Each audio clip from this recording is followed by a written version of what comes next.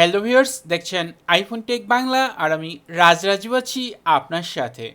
Viewers, আইফোনে অনেক ধরনের হিডেন ফিচার রয়েছে যেগুলো সম্বন্ধে আমরা অনেকেই জানি না। এই ভিডিওতে এমনই কিছু হিডেন ফিচার শেয়ার করছি। অ্যাট ফার্স্ট যে বিষয়টা শেয়ার করছি সেটা হচ্ছে স্ক্রিন রেকর্ডিং। আমরা অনেকেই রয়েছে যারা স্ক্রিন রেকর্ড করি, বাট স্ক্রিনে রেকর্ড করার সময় কিভাবে ভয়েস ওভার করতে হয়, মানে আপনি যা বলবেন তা সহই স্ক্রিন রেকর্ড হবে, এই বিষয়টা অনেকেই বুঝতে পারি না। এজন্য আপনি যখন কন্ট্রোল সেন্টারে যাবেন এবং স্ক্রিন রেকর্ডিংয়ের উপরে প্রেস করে ধরবেন, ধরার পর এখানে দেখেন স্টার্ট রেকর্ডিংয়ের নিচে একটি মাইক্রোফোন আইকন রয়েছে, এটাতে টাচ করলে এটা লাল যখন হবে, এরপর স্টার্ট রেকর্ডিং যে অপশনটি রয়েছে এখানে এটাতে ক্লিক করলে ওই মুহূর্তে আপনার ফোনের যে স্ক্রিন রেকর্ড হবে, ওই সময় আপনি যা কথা বলবেন তা কিন্তু রেকর্ড হবে। এরকম অনেক সেটিংস থাকে, অনেক কিছু থাকে যেগুলো আমাদের স্টেপ বাই স্টেপ শেয়ার করার প্রয়োজন পড়ে। আপনি কাজ করছেন, সেই সাথে সাথে আপনি মুখে বলছেন, সেটা সহ রেকর্ড হচ্ছে। এই বিষয়টা অনেকেরই জন্য জরুরি। তাই যাদের এই ধরনের প্রবলেম ছিল, যে যারা রেকর্ড করতে পারছেন না ভয়েস ওভার সহ, তারা এই পদ্ধতি অবলম্বন করবেন। আমাদের ভিতরে অনেকেই রয়েছি যাদের প্রচুর লেখালেখি করতে হয়, বিশেষ করে অনেক সময় কোম্পানির নাম, ফোন নাম্বার বা অনেক কিছুই আছে যেগুলো কমন কিছু লেখা রয়েছে, যেগুলো বেশিরভাগ সময় লিখতে হয়। এজন্য আপনি টেক্সট রিপ্লেস করতে পারেন।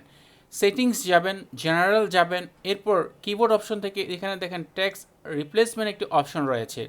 এখানে যাওয়ার পর উপর দিকে ডান পাশে প্লাসে ক্লিক করবেন। এরপর এখানে আপনি যে লেখাটা লিখতে চান সেটা লিখে দিবেন। যেমন আমি এই মুহূর্তে লিখলাম সাবস্ক্রাইব মাই চ্যানেল। তো এই ধরনের কোনো লেখা যদি আপনার আরও বড় কোনো লেখা থাকে সেটা আপনি লিখবেন। এরপরে নিচে আপনি শর্টকাটে সংক্ষেপে করে দেন, যেমন আমি SUB শুধু সাব লিখে এটা সেভ করে দিলাম। এখন নেক্সটে আমি যখনই কিবোর্ডে যাব বা কোনো কোথাও কিছু লিখব, সেই ক্ষেত্রে লেখার সময় যদি আমি শুধু এই SUB এই লেখাটাই লিখি, তাহলে কিন্তু আমার এখানে টোটাল পুরো লেখাটাই শো হবে। আমি সেটাতে টাচ করা মাত্র পুরো লেখাটা এখানে চলে আসবে। এই ক্ষেত্রে অনেক সময় হয় আমাদের অনেক ইমেল লিখতে হয়, সেই ক্ষেত্রে আপনি ইমেলটাকে এভাবে শর্টকাট করতে পারেন। আপনার মোবাইল নাম্বার শেয়ার করার প্রয়োজন পড়ে, সেই ক্ষেত্রে আপনার মোবাইল নাম্বারের প্রথম দুইটা অক্ষর ব্যবহার করে এই ধরনের বিভিন্ন শর্টকাট আপনি অ্যাড করতে পারেন, যা আপনার যেমন সময় সাশ্রয় হবে, সেই সাথে আপনার লেখাকে খুব ফাস্ট করে দিবে। আমরা কম বেশি সকলেই জানি যে আইফোনের ছবি থেকে যে কোনো ধরনের টেক্সট কপি করা যায়, বাট আপনি চাইলে যে কোনো ছবি থেকে এই ধরনের মার্ক করার পর টেক্সটটাকে শেয়ার করতে পারবেন। এবং এই ক্ষেত্রে আপনাকে কপি করতে হবে না, জাস্ট এখানে এটাকে মার্ক করার পর এর উপরে যে অপশনগুলো রয়েছে, এখানে দেখেন শেয়ার একটি অপশন রয়েছে, এই শেয়ারে ক্লিক করার পর আপনি এখান থেকে বিভিন্ন অ্যাপে শেয়ার করতে পারবেন। যেমন এই মুহূর্তে আমি লেখাটাকে মেসেজে শেয়ার করব, তাই দেখেন এখানে কিন্তু অটোমেটিকভাবে এই হ্যালো লেখাটা চলে আসছে, আমাকে কিন্তু আর টাইপ করতে হয় না। জাস্ট উপরের দিকে আমি কাকে পাঠাতে চাচ্ছি সেটা মেনশন করে দিলেই কিন্তু এটা ওকে হয়ে গেল।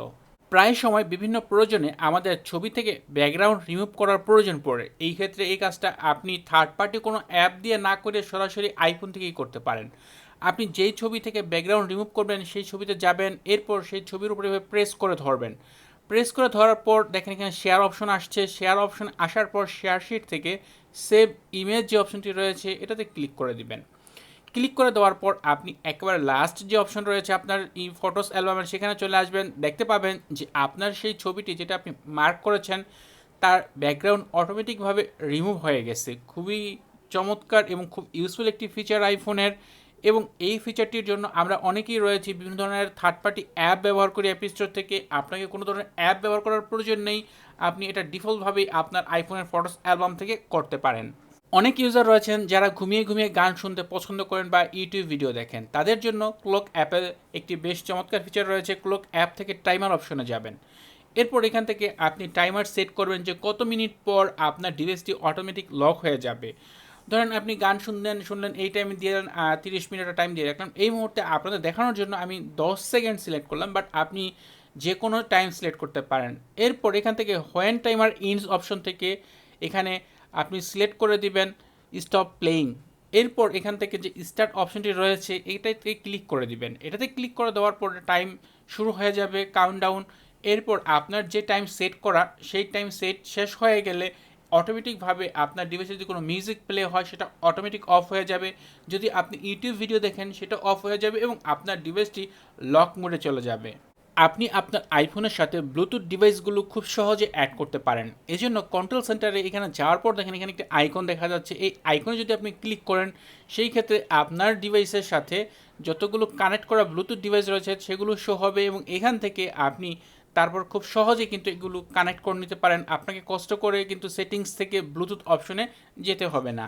একটা সময় ছিল যখন এক হেডফোন দিয়ে দুইজন গান শুনতো, বাট এখন তো এয়ারপডসের যুগ। সেই ক্ষেত্রে একই সং কীভাবে দুইটা এয়ারপডসে একসাথে প্লে করা যায়, এজন্য আপনি আপনার যে আইফোন রয়েছে সেই আইফোনের যে কন্ট্রোল সেন্টার সেখানে চলে যাবেন। এরপর উপর দিকে যে আইকনটা রয়েছে এই আইকনে ক্লিক করে দেওয়ার পর অ্যাট ফার্স্ট যে কোনো একটি এয়ারপডস আপনি ওপেন করবেন। ওপেন করার পর এখানে শো হয়ে যাবে। শো হয়ে যাওয়ার পর আপনি সেটাতে টাচ করবেন, তাহলে এটা কানেক্ট হয়ে যাবে। এরপর নিচের দিকে দেখতে পাবেন শেয়ার অডিও নামে একটি অপশন চলে আসছে। আপনি এই শেয়ার অডিও অপশনটাতে ক্লিক করবেন। ক্লিক করার পর আপনার কাছে যে আরেকটি যে এয়ারপডস রয়েছে যেটা আপনি কানেক্ট করতে চাচ্ছেন সেটা ওপেন করবেন। এরপর সেটা কানেক্ট করে নেবেন। যদি অলরেডি আগে কানেক্ট করা থাকে তাহলে শো হয়ে যাবে অটোমেটিকভাবে, আর যদি কানেক্ট না থাকে তাহলে কানেক্ট করে নেবেন। এরপর এতে টাচ করে দিবেন, দুইটা একসাথে কানেক্ট হয়ে যাবে। এরপর আপনি যেই সং প্লে করেন না কেন দুইটা এয়ারপডসে একসাথে প্লে হবে।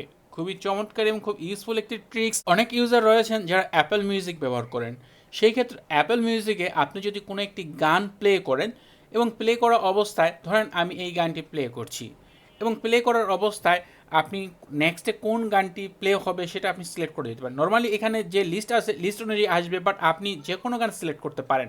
এই জন্য জাস্ট যে কোনো গান এভাবে সোয়েপ করবেন, সাথে সাথে দেখতে পারবেন আপনার প্লে লিস্ট তৈরি হয়ে গেছে। আপনার এভাবে পর্যায়ক্রমে আপনি যেগুলো সিলেক্ট করে রাখবেন এভাবে জাস্ট ডান দিকে সোয়াইপ করবেন, সাথে সাথে সেটা আপনার নেক্সট সঙ্গে চলে আসবে। এভাবে পর্যায়ক্রমে লিস্ট হয়ে যাবে এবং সেই লিস্ট অনুযায়ী আপনার সংগুলো প্লে হবে। অনেক ইউজার রয়েছেন যারা আইফোনে প্রচুর অ্যাপ ব্যবহার করেন। সেই ক্ষেত্রে ইমার্জেন্সি মুহূর্তে অনেক অ্যাপই কিন্তু খুঁজে পাওয়া যায় না, কারণ কোন পেজে কোন অ্যাপটি রয়েছে আমরা খুঁজে পাই না। বাট এই ক্ষেত্রে আপনি স্পটলাইট সার্চে শুধু 1-2 অক্ষর লিখে আপনি এখান থেকে সেই অ্যাপটি ওপেন করতে পারেন। চাইলে সেই অ্যাপটি ড্র্যাগ অ্যান্ড ড্রপ ফিচারের মাধ্যমে যে কোনো পেজে নিয়ে আপনি সেটাকে ইউজ করতে পারেন।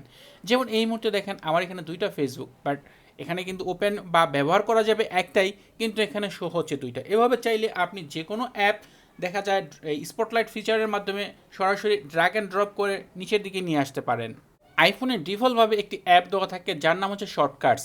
এই শর্টকাটসে আমরা অনেক ধরনের শর্টকাটস অ্যাড করি, বাট এখানে আপনি লাস্ট যে আইকন রয়েছে গ্যালারি নামে এখানে যদি যান তাহলে দেখতে পাবেন এখানেও কিন্তু প্রচুর শর্টকাট অলরেডি কিন্তু অ্যাড করা রয়েছে ডিফল্টভাবে।